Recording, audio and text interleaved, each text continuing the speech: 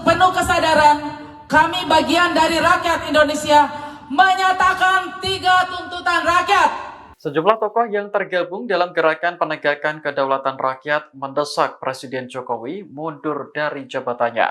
Gerakan ini diisi oleh 9 presidium, diantaranya mantan Ketua Umum Pengurus Pusat Muhammadiyah Din Syamsuddin, serta mantan Menteri Agama RI Fakhrul Razi. Pembacaan deklarasi berlangsung di Gedung Balai Sarbini, Jakarta Pusat pada Selasa 5 Maret 2024. Deklarasi dibacakan oleh salah satu presidium GPKR, Sabriati Aziz, serta diikuti oleh para peserta yang hadir. Dalam deklarasi tersebut, ia mengatakan Jokowi harus mundur karena dinilai telah merusak kedaulatan rakyat. Selain itu, gerakan penegakan kedaulatan rakyat juga menolak hasil pemilu, serta mendesak DPR menggunakan hak angket terkait dugaan kecurangan Pilpres. Sabriati menegaskan 3 tuntutan ini dinyatakan dengan penuh kesadaran sebagai bagian dari rakyat Indonesia. Mereka yang tergabung dalam gerakan ini berasal dari berbagai generasi, suku, agama, dan profesi di tanah air. 1. Satu, Tolak pemilu 2024 yang curang dan brutal. tolak pemilu 2024 yang curang dan brutal. 2. Dua, DPR RI agar gunakan hak angket DPR RI agar gunakan hak angket tentang pemilu Pilpres 2024. tentang pemilu Pilpres 2024. 3. Tiga, Presiden Joko Widodo mundur Presiden Joko Widodo mundur dari jabatannya sebagai Presiden Republik Indonesia dari jabatannya sebagai Presiden Republik Indonesia sebagai pertanggungjawaban atas kejahatan terhadap rakyat dan pengerusakan kedaulatan rakyat yang dilakukannya. atas kejahatan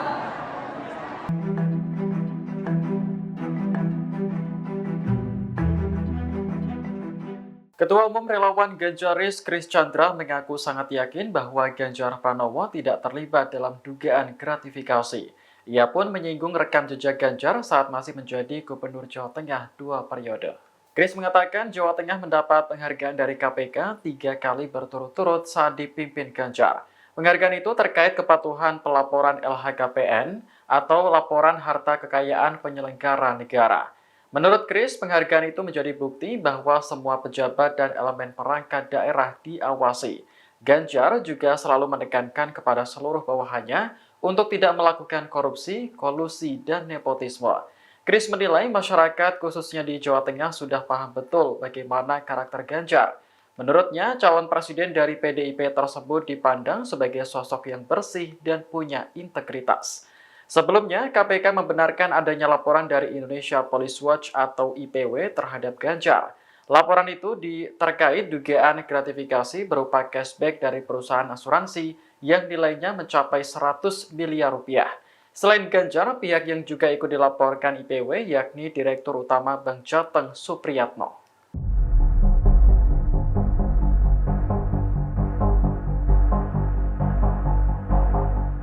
Wali Kota Medan sekaligus menantu Presiden Jokowi, Bobi Nasution, dianugerahi gelar tokoh nasional.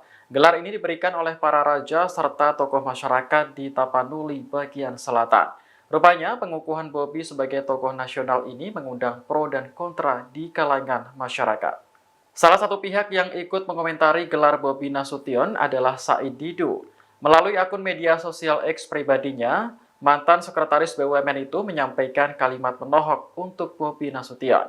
Sebenarnya pengukuhan Bobi sebagai tokoh nasional sudah berlangsung pada 4 Februari lalu.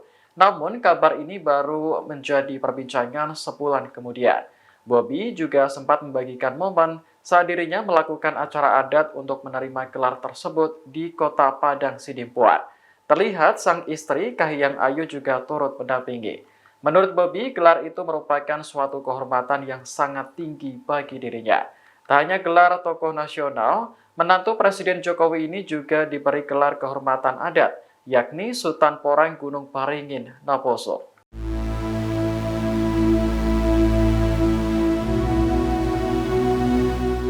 Hingga saat ini, Amerika Serikat belum mengucapkan selamat kepada Prabowo Subianto atas hasil sementara Pilpres. Namun, Gedung Putih berharap hubungan baik yang selama ini terjalin bisa dilanjutkan di masa pemerintahan mendatang.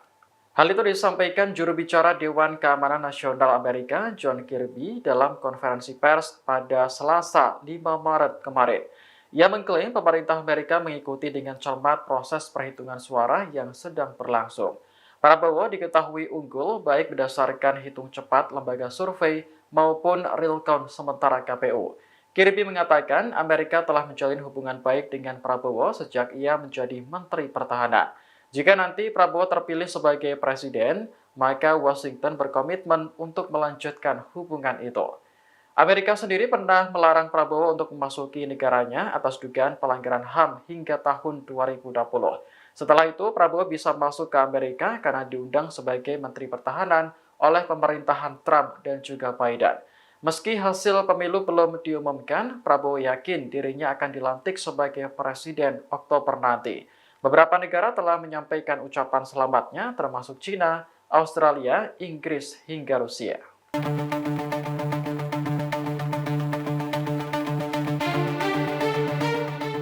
Calon Presiden nomor urut 3, Ganjar Pranowo dilaporkan ke KPK atas dugaan gratifikasi.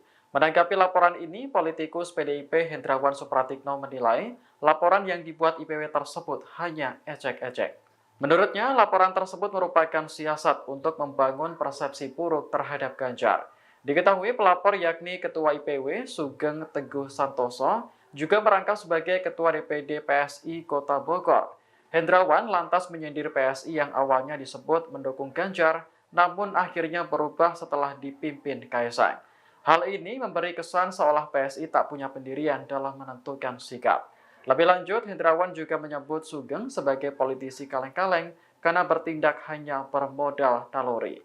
Sebelumnya, juru bicara KPK Ali Fikri membenarkan adanya laporan terhadap Ganjar. Laporan itu terkait dugaan gratifikasi berupa cashback dari perusahaan asuransi yang nilainya mencapai 100 miliar rupiah. Selain Ganjar, pihak yang juga ikut dilaporkan IPW yakni Direktur Utama Bank Jateng Supriyatno. Download Tribun X sekarang, menghadirkan lokal menjadi Indonesia.